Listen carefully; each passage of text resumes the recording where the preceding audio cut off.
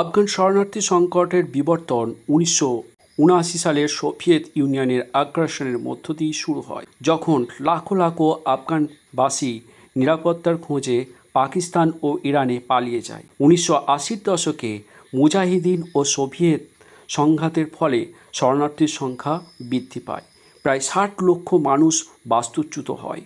1989 সালে সোভিয়েত প্রত্যাহারের পর অনেকে নিজের দেশে ফিরলেও গৃহযুদ্ধ ও অস্থিরতা অব্যাহতই থাকে।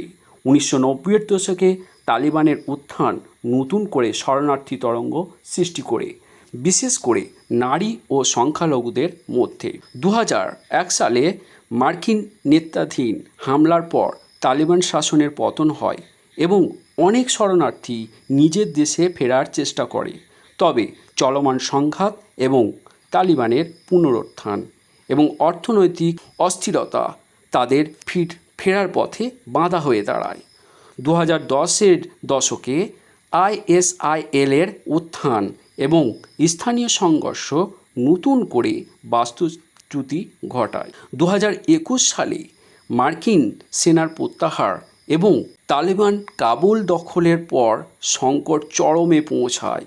হাজার হাজার আফগানবাসী, বিশেষ করে পেশাদার কর্মী, সাংবাদিক এবং নারীরা নিজের দেশ ছাড়তে বাধ্য হন। বিশেষ করে প্রতিবেশী দেশগুলোতে শরণার্থী শিবিরগুলোতে মানবিক সংকট তীব্র হয় এবং আন্তর্জাতিক সম্প্রদায়ের সহায়তার প্রয়োজনীয়তা বৃদ্ধি পায়। এই সংকট দীর্ঘমেয়াদী রাজনৈতিক এবং সামাজিক সমাধানের প্রয়োজনীয়তার দাবি রাখে।